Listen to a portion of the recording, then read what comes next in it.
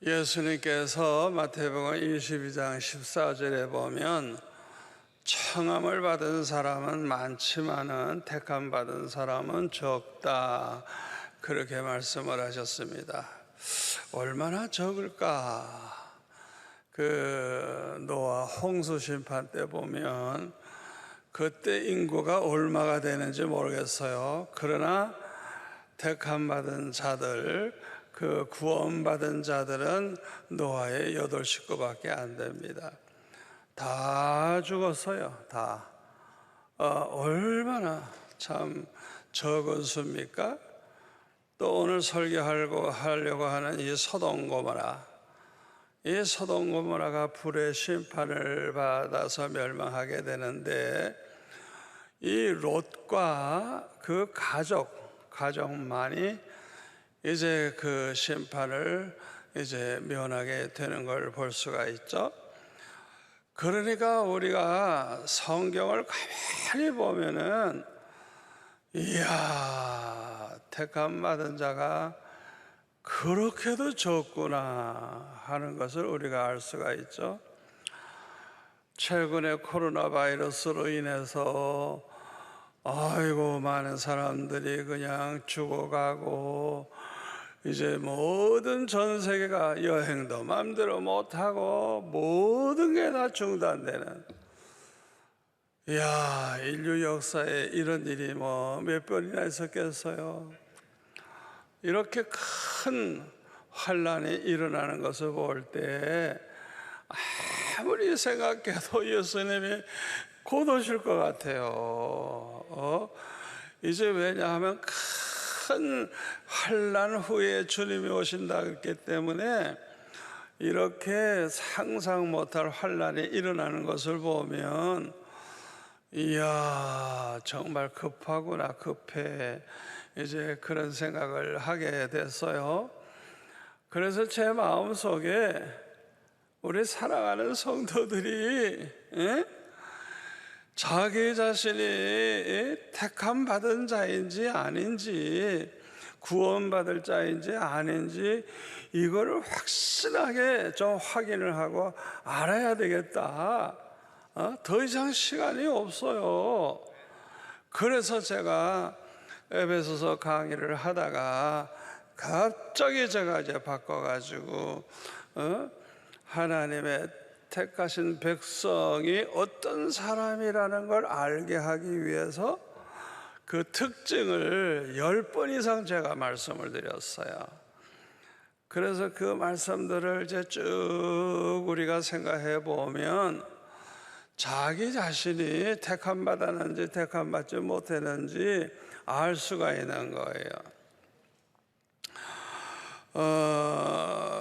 그런데 이 택함 받은 자들이 너무나도 귀합니다. 왜요? 택함 받은 자들만이 구원을 받기 때문에 그래요. 이게 보통 귀한 사람들이 아니에요. 그러니까 택함 받은 사람들은 아주 그냥 너무 귀한 축복을 받은 사람들이에요.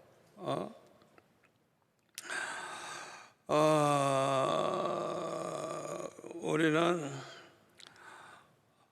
내가 택함 받았구나 하는 것을 확신하고 살 수 있도록 분명히 해야 돼요. 그렇게 하려고 하면은 첫째로는 주님을 만나는 체험을 해야 돼요. 아니, 주님이 나를 만나주시고 인정해 주시면 최고지 세상에 그보다 더 확실하게 어디 있어요. 두 번째로는 성령으로 거듭나는 체험을 확실하게 해야 돼요. 여러분, 성령으로 거듭나면요 사람이 달라집니다. 우리가 가만히 보면은 그냥 신앙이 좋아 보여도 또 넘어지고 쓰러지고 별로 변하는 게 없어요. 그러나 성령으로 거듭나게 되면 사람이 달라져요. 거듭난 사람은 달라요. 진짜 예수 믿어 구원받아 하나님의 자녀가 된 사람은 달라요. 여러분이 그걸 아셔야 돼요. 그리고 세 번째로는 성령의 인도하심을 받아야 돼요. 성령의 인도하심을.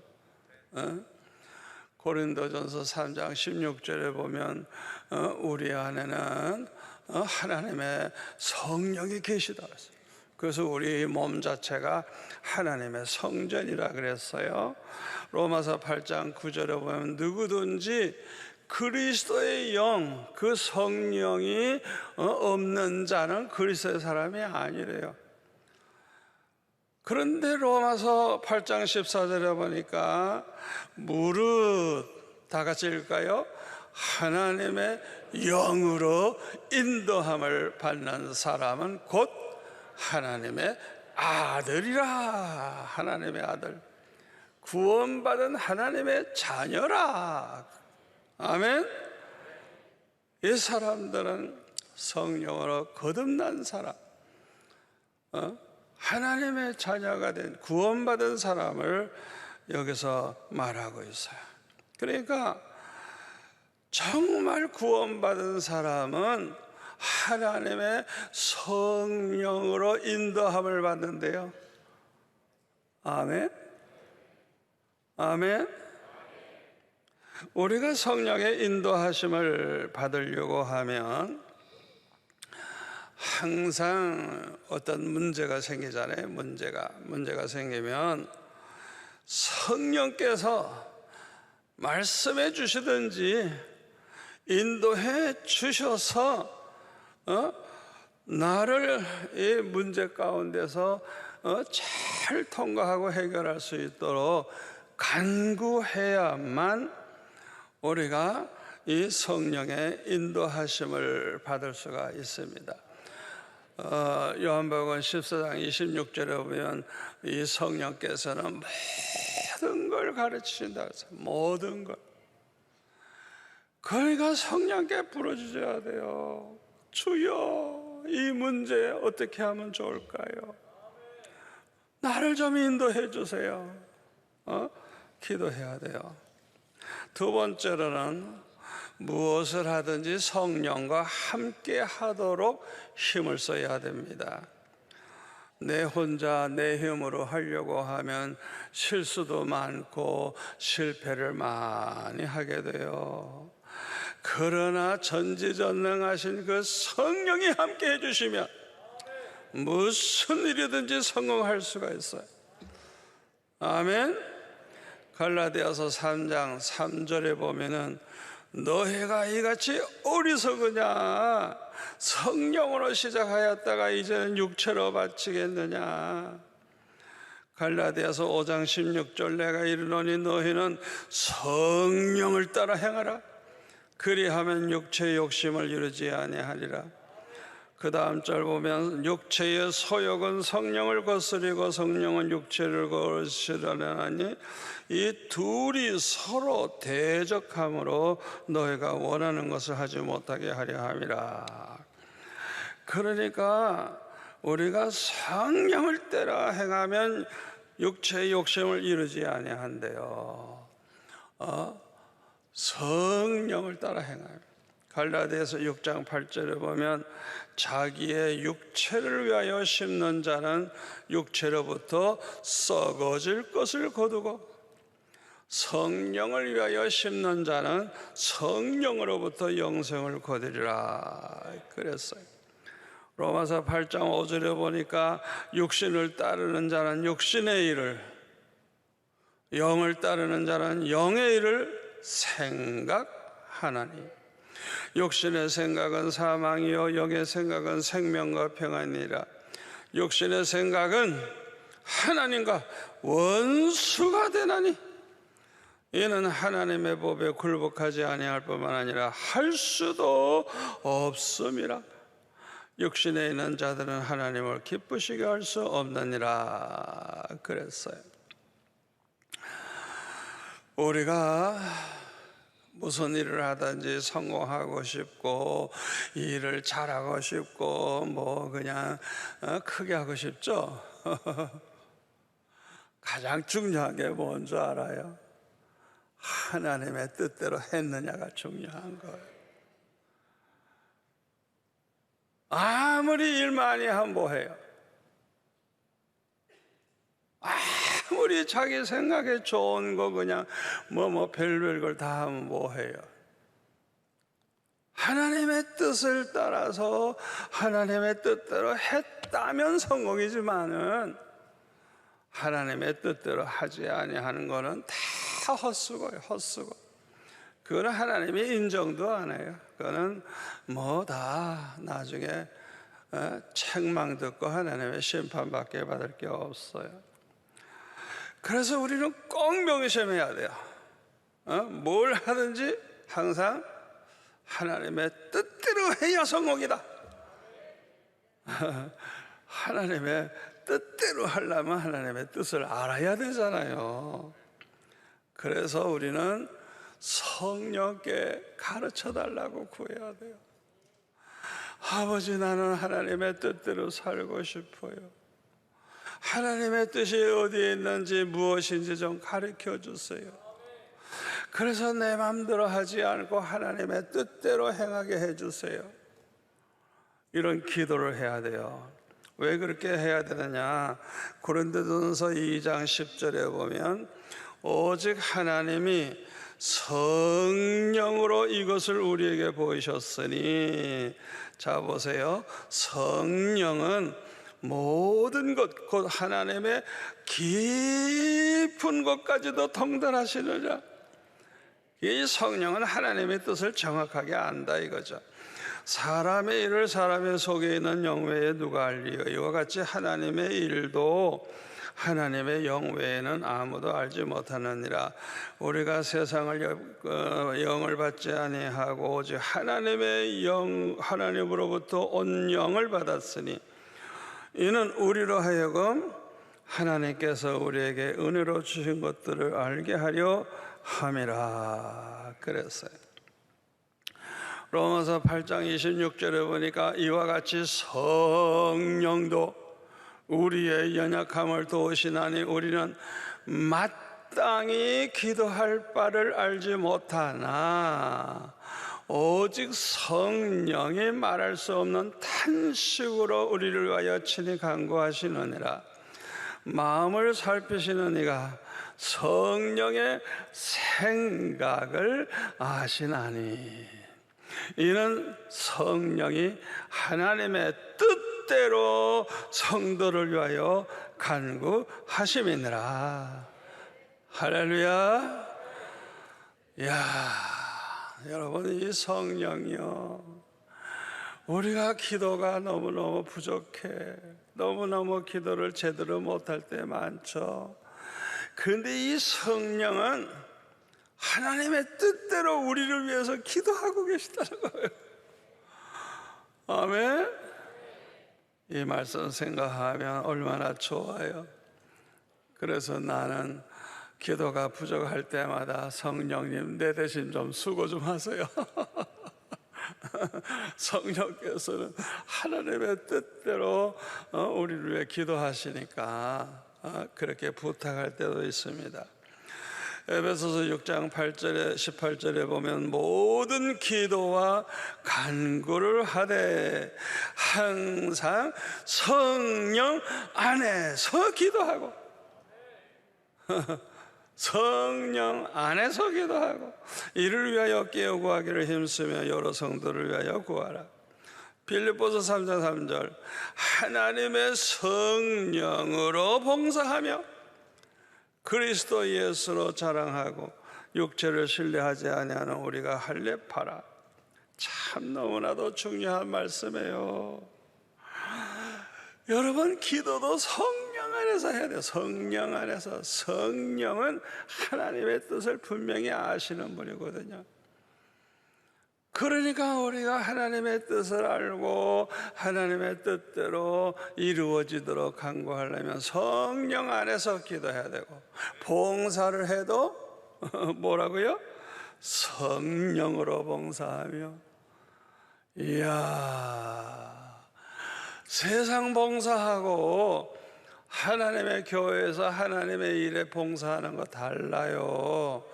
성령으로 봉사해야 된다. 성령으로. 우리가 이렇게 무엇을 하든지 성령을 의지하면, 또 성령과 함께 일하다가 보면 은혜를 받아요. 그래서 깨달아지는 것이 참 많습니다. 이렇게 살다가 보면 택함 받은 자들에게서 볼 수 있는 그 열매를 맺게 되고, 따라서 우리가 택함 받았다고 하는 것을 의심할래야 의심할 수가 없어요. 의심할래야 의심할 수가 없어요. 성령을 통해서 많은 체험을 하다가 보면요, 우리 하나님을 점점 더 깊이 알아가게 돼요. 예수님을 더 깊이 알아가게 되고, 또 그 하나님을, 그 주님을 더욱더 신뢰하게 되고, 그 다음에 그 하나님을, 그 주님을 더욱더 사랑하게 돼요. 아멘. 이런 사람들은요, 어떤 환난이 와도 두려워하지 않아요. 죽음이 눈앞에 와도 두려워하지 않아요. 그러므로 아무리 세상이 위험해져도 늘 마음에 평강이 있고 기쁨이 있고 행복하게 되는 것입니다. 그런데 오늘 본문에 창세기 19장 12절 이하에 보면, 하나님은 자비하신 분이지만은 특히 하나님이 택하신 백성에게 더욱 자비하신 분임을 알 수가 있습니다. 창세기 19장 12절 이하에 보니까 그 사람들이 롯에게 이르되 이외에 내게 속한 자가 또 있느냐? 내 사위나 자녀나 성 중에 내게 속한 자들을 다 성 밖으로 이끌어내라. 그들에 대한 부르짖음이 여호와 앞에 크므로 여호와께서 이곳을 멸하시려고 우리를 보내셨나니 우리가 멸하리라. 롯이 나가서 그 딸들과 결혼할 사위들에게 말하여 이르기를, 여호와께서 이 성을 멸하실 터이니 너희는 일어나 이곳에서 떠나라 하되 그의 사위들은 농담으로 여겼더라. 동틀 때에 천사가 롯을 재촉하여 이르되 일어나 여기 있는 내 아내와 두 딸을 이끌어내라. 이 성이 죄악 중에 함께 멸망할까 하노라. 그러나 롯이 지체하매 그 사람들 두 천사가 롯의 손과 그 아내의 손과 두 딸의 손을 잡아 인도하여 성 밖에 두니 여호와께서 그에게 자비를 더하심이라. 여러분 한번 상상해 보세요. 그러니까 이들을 이 소돔 고모라 멸망할 때 함께 멸하지 않게 하기 위해서 친히 손을 다 붙잡고 나가는 거예요. 붙잡고 성 밖에까지 끌고 나가는 거예요. 이야, 어쩌면 이렇게 자비하시죠. 우리가 멍청이같이 그냥 자꾸 지체할 때가 얼마나 많아요. 빨리 피해야 되는데 금방 이제 심판이 임하는데 그것도 모르고 그냥 지체하고 있을 때 이 두 천사가 그냥 손을 붙잡고 그냥 성 밖으로 끌어내는 거예요. 얼마나 자비하신 분이에요. 그리고 17절에 보니까요, 그 사람들이 그들을 밖으로 이끌어낸 후에 이르되 도망하여 생명을 보존하라. 돌아보거나 들에 머물지 말고 산으로 도망하여 멸망함을 면하라. 이렇게 말씀을 하셨습니다. 왜 이렇게 말씀하시죠? 이 소돔 고모라는 이미 멸망하기로 작정되어 있기 때문에 그래요. 이제 곧 하늘에서 그냥 유황불이 쏟아질 것이기 때문에 그래요. 왜 이렇게 심판을 받게 되는 줄 압니까?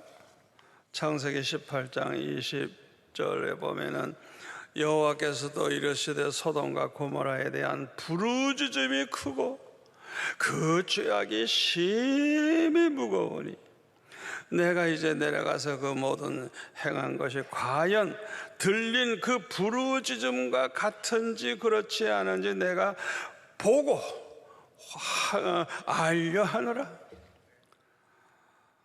오늘날 우리 성도들의 부르짖음도 우리 하나님이 다 듣고 계십니다. 아멘. 절대 우리 하나님이 여러분의 그 부르짖음을 외면하지 않아요. 아멘.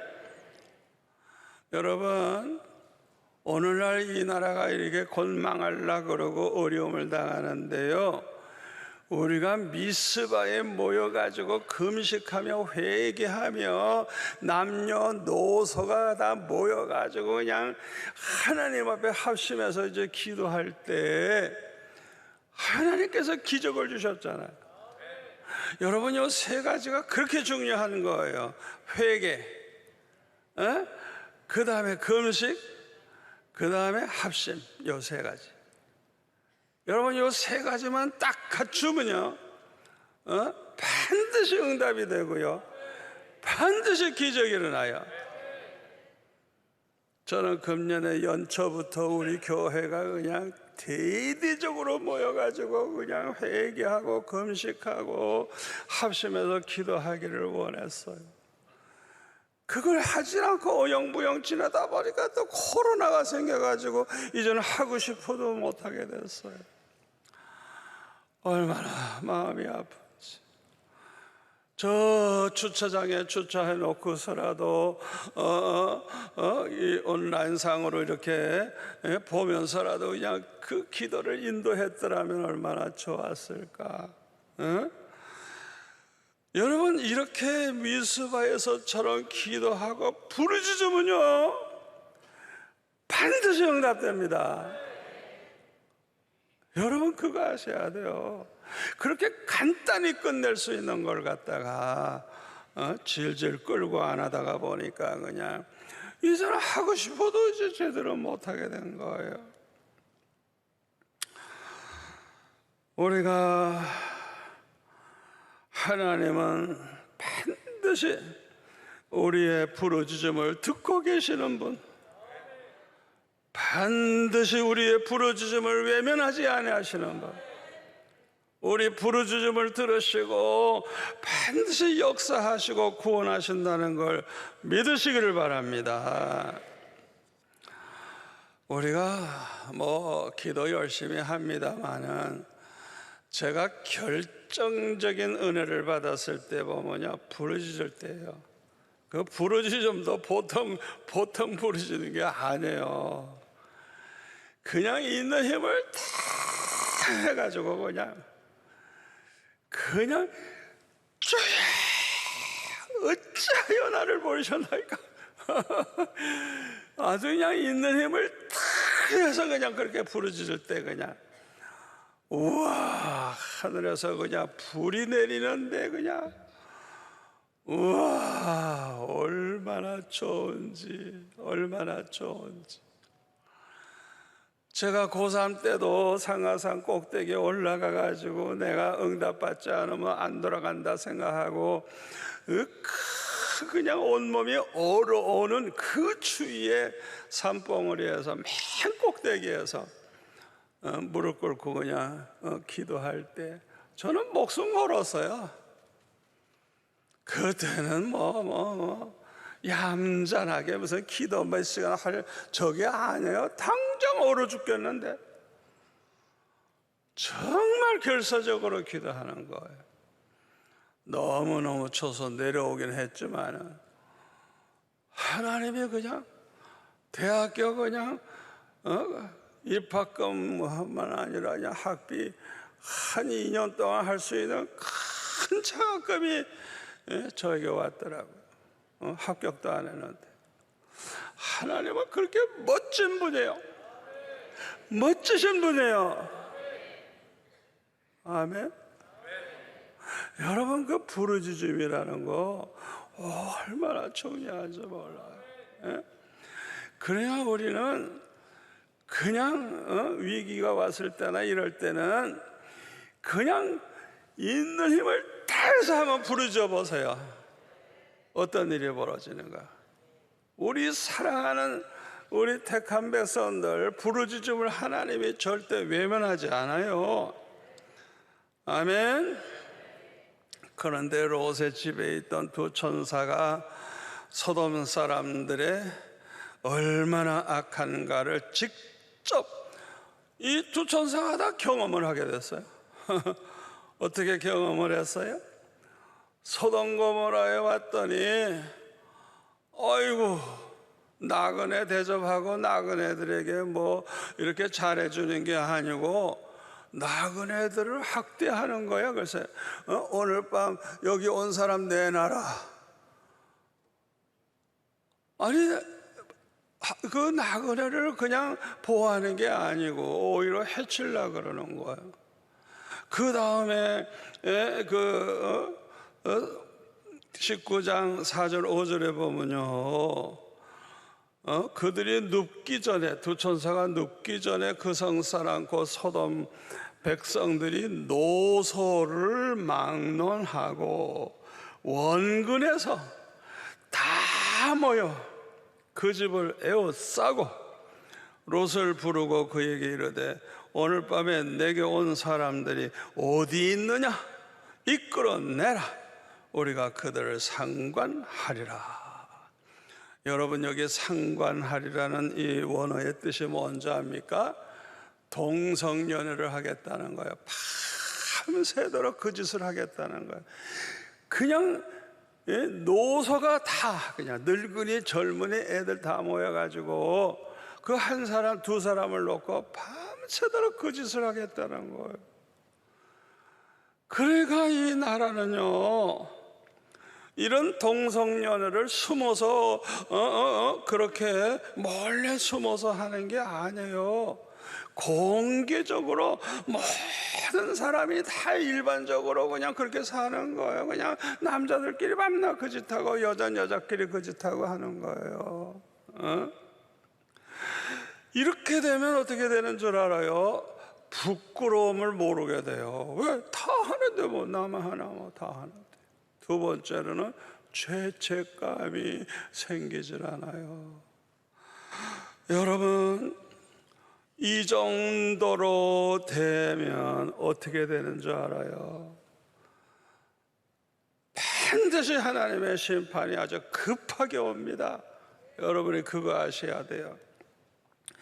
레위기 20장 13절에 보면 누구든지 여인과 동침하던 남자와 동침하면 둘 다 가증한 일을 행하면즉 반드시 죽일지니 자기의 피가 자기에게로 돌아가리라. 레위기 18장 24절에 보면은 왜 가나안 땅에 살던 사람들이 다 멸망하게 됐는지 그 이유를 알 수가 있어요. 너희는 이 모든 일로 스스로 더럽히지 말라. 내가 너희 앞에서 쫓아내는 족속들이 이 모든 일로 말미암아 더러워졌고 그 땅도 더러워졌으므로 내가 그 악으로 말미암아 보라고 그 땅도 스스로 그 주민을 토하여 내느니라. 그러므로 너희의 동족이나 혹은 너희 중에 거류하는 거민이나 내 규례와 내 법도를 지키고 이런 가증한 일에 하나라도 행하지 말라. 너희가 전에 있던 그 땅 주민이 모든 가증한 일을 행하였고 그 땅도 더러워졌으며 너희도 더럽히면 그 땅이 너희가 있기 전 주민을 토함같이 너희를 토할까 하노라. 그랬어요. 그러면 그들이 도대체 무슨 짓을 했기 때문에 그렇습니까? 거기 22절 23절에 보니까 너는 여자와 동침한 같이 남자와 동침하지 말라. 이는 가증한 일이라. 너는 짐승과 교합하여 자기를 더럽히지 말며 여자는 짐승 앞에 서서 그것과 교접하지 말라. 이는 문란한 일이니라. 자, 상상해 보세요. 남자들만 그렇게 동성으로 그렇게 음란한 짓 한 게 아니고 여자들도 그렇게 했는데, 이 짐승과도 해. 짐승. 이야, 이건 인간이 아니야. 그러니까 그 가나안 족속을 다 죽이라는 거예요. 여러분, 오늘날 미국 같은 나라도 그 동성결혼, 동성연애 뭐 이런 걸 다 법적으로 아예 그냥 사법부가 결정을 해내놨어요. 여러분, 유럽은 벌써 그랬고 미국까지 그렇게 됐어요. 미국까지. 그러니까 저렇게 코로나가 와도 그냥 유럽과 미국이 가장 많이 죽는 거야. 그냥 여러분, 이게 우연인 줄 알아요? 그냥 막 쓸어버리는 거예요. 여러분, 그게 우연이 아니에요. 성경을 보세요. 그런데요, 이 동성결혼, 이 행위를 이걸 합법화한 나라에서는요, 수간까지 허락해달라. 수간, 짐승과도 할 수 있게 해달라 이게. 야, 이제는 뭐 갈 대로 다 됐어요. 이제는. 여러분, 이제는 더 이상 지체할 수가 없습니다. 이래서 이제 소돔이 멸망하게 되니까 아브라함은 어떻게 하죠? 소돔을 위해서 중보기도 하죠. 그렇게 멸할 수밖에 없지만 의인이 50명 있으면 어떻게 하오리까? 45명 있으면, 40명 있으면, 30명 있으면, 20명 있으면, 10명이 있으면 어떻게 하겠습니까? 의인이 10명만 있어도 멸하지 않겠다. 그러나 사실은 한 사람만 있어도 내가 멸할 수 없다. 사실은 한 명만 있어도 하나님이 멸할 수가 없는 거예요. 그래서 하나님께서는요, 두 천사를 보내가지고 이 롯과 아내와 두 딸을 손을 잡고 강제로 그냥 성 밖으로 내보내고 나서 심판하는 거예요. 아멘. 여러분, 택함 받은 사람은 이렇게 존귀한 자예요. 우리 하나님은 실수하는 법이 없어요. 이 죄인들, 멸망한 인간들 심판하시면서 택한 백성까지 함부로 잘못 건드리고 그러지 않아요. 우리는 실수해도 하나님은 그런 실수 안 해요. 믿으세요. 하나님은 완전하신 분입니다. 여러분, 택함 받은 자는 이렇게 존귀한 자들이에요. 얼마나 택함 받은 자가 귀하길래 그렇게까지 하실까요? 이사야 43장 4절에 보면 네가 내 눈에 보배롭고 존귀하며 내가 너를 사랑하였은즉, 이 택함 받은 자를 향해 말씀하시기를 내 눈에 보배롭고 존귀하다. 이야, 이 택함 받은 사람 하나하나를 하나님은 그렇게 보배같이 여기고 존귀하게 여기시는 거예요. 그렇게 사랑하는 거예요. 이사야 41장 8절에 보면은 그러나 나의 종 이스라엘아, 나의 택한 야곱아, 나의 봇 아브라함의 자손아, 내가 땅끝에서부터 너를 붙들며 땅 모퉁이에서부터 너를 부르고 내가 이르기를 너는 나의 종이라, 내가 너를 택하고 씨로 하여 버리지 아니하였다 하였노라. 두려워하지 말라. 내가 너와 함께함이라. 놀라지 말라. 나는 내 하나님이 됨이라. 내가 너를 굳세게 하리라. 참으로 너를 도와주리라. 참으로 나의 의로운 오른손으로 너를 붙들리라. 아멘. 신명기 31장 6절에 보면 너희는 강하고 담대하라. 두려워하지 말라. 그들 앞에서 떨지 말라. 이는 내 하나님 여호와 그가 너와 함께 가시며 결코 떠나지 아니하시며 버리지 아니하실 것임이니라. 할렐루야. 여러분, 이렇게 택함 받은 자는요, 하나님이 그렇게 사랑하시고요, 존귀히 여기시는 거예요. 창세기 19장 18절에 보니까 롯이 그들에게 이르되 내 주여 그리마옵소서. 주의 종이 주께 은혜를 입었고 주께서 큰 인자를 내게 베푸사 내 생명을 구원하시오니 내가 도망하여 산에까지 갈 수 없나이다. 두렵건대 재앙을 만나 죽을까 하나이다. 보소서, 저 성은 도망하기에 가깝고 작기도 하오니 나를 그곳으로 도망하게 하소서. 이는 작은 성읍이 아니니까 내 생명이 보존되리이다. 그가 그에게 이르되 내가 이 일에도 네 소원을 들었은즉 내가 말하는 그 성읍을 멸하지 아니하리니 그리로 속히 도망하라. 내가 거기에 이르기까지는 내가 아무 일도 행할 수 없느니라. 아멘. 그러니까 이들이 피해서 소알성까지 들어가기까지는 아무 일도 할 수 없대요. 아직 심판을 집행할 수가 없대요.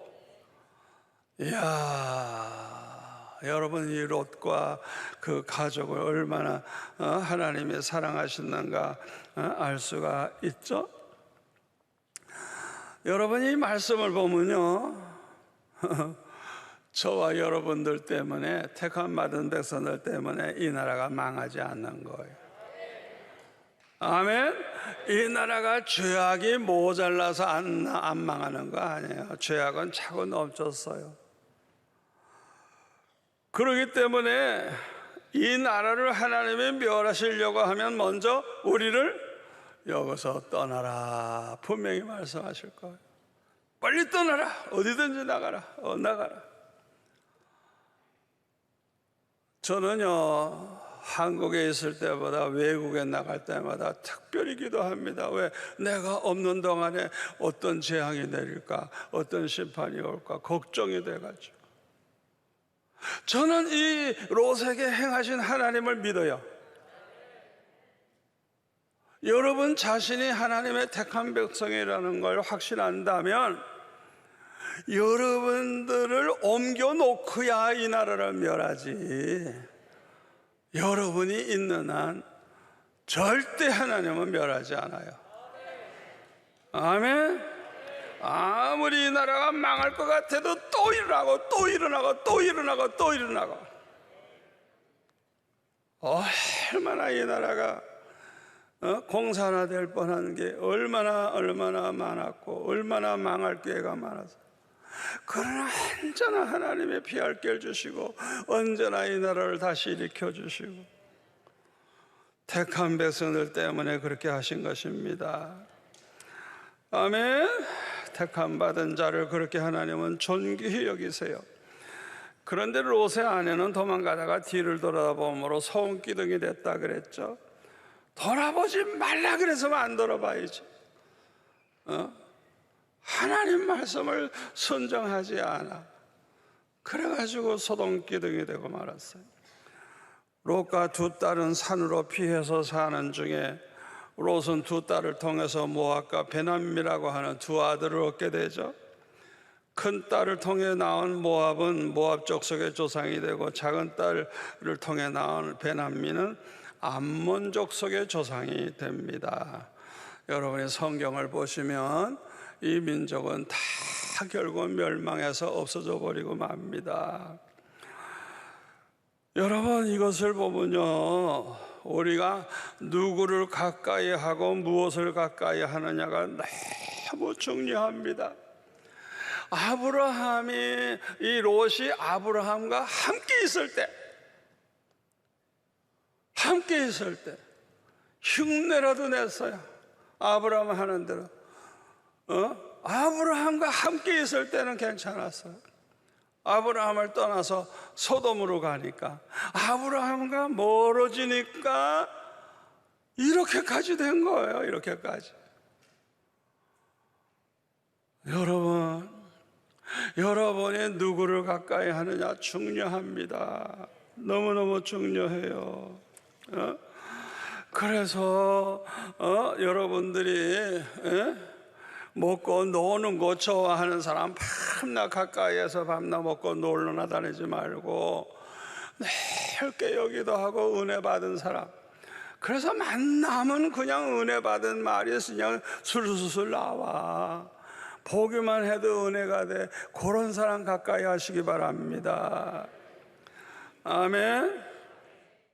자, 그런데 이 롯을 보면 이거 암만 해도 이런 사람이 과연 의인일까?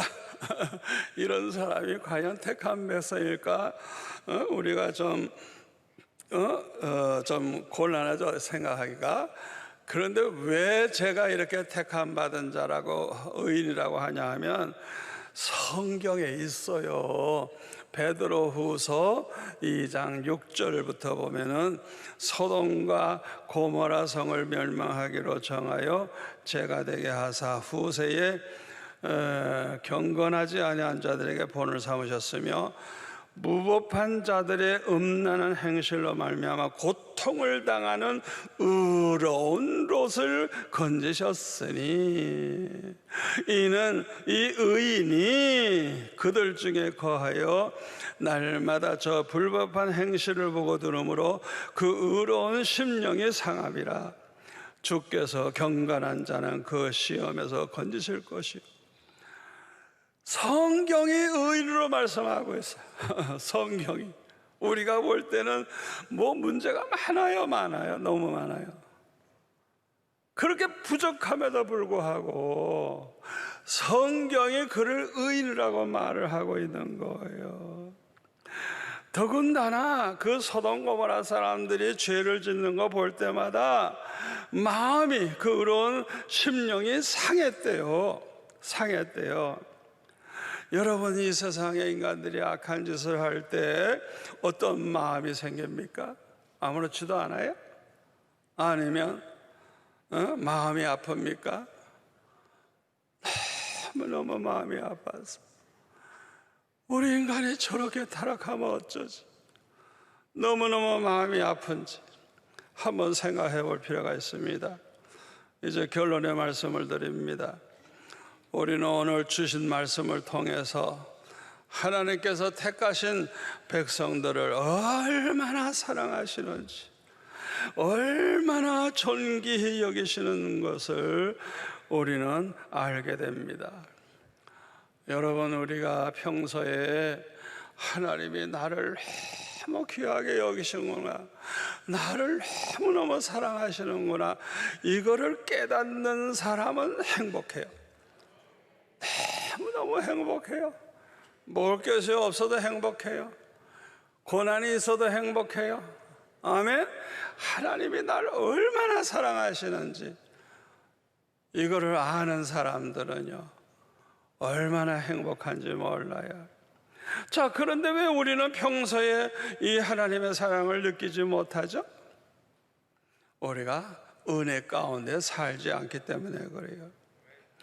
누구나 은혜를 받아서 은혜 가운데 살면 깨달아지는 게 있어요. 첫째로는 내 자신의 죄와 허물이 깨달아져서 항상 회개하고 하나님 앞에 겸손히 무릎을 꿇고 그렇게 살게 되고, 두 번째로는 하나님의 사랑이 깨달아져. 은혜 받으면 받은 만큼 그냥 하나님이 나를 얼마나 사랑하시는지 그걸 깨닫게 되기 때문에 그냥 감사하고 기쁘고 너무너무 행복해지는 거예요. 아멘. 은혜 받은 사람들이 하나님의 사랑을 깨달은 만큼 그렇게 행복해지는 거예요. 세 번째로는 내 사명을 깨닫게 돼요. 나는 앞으로 이렇게 살아야 되겠다. 나는 이렇게 하나님을 기쁘시게 하며 살아야 되겠다. 사명을 깨닫게 되는 것입니다. 그런데 왜 우리는 은혜 가운데 살지 못하죠? 기도 생활을 열심히 하지 않기 때문에 그래요. 그래서 우리는 환난과 시험을 이기기 위해서 항상 성령의 은혜를 간구해야 돼요. 하나님의 뜻대로 살기 위해서 하나님의 뜻을 알게 해달라고 기도해야 돼요. 세속에 물들지 않고 거룩하게 살기 위해서 우리는 항상 깨어 기도해야 돼요. 그뿐만 아니라 성령 충만하기 위해서 간구해야 돼요. 아멘. 성령 충만하면 다 해결돼요.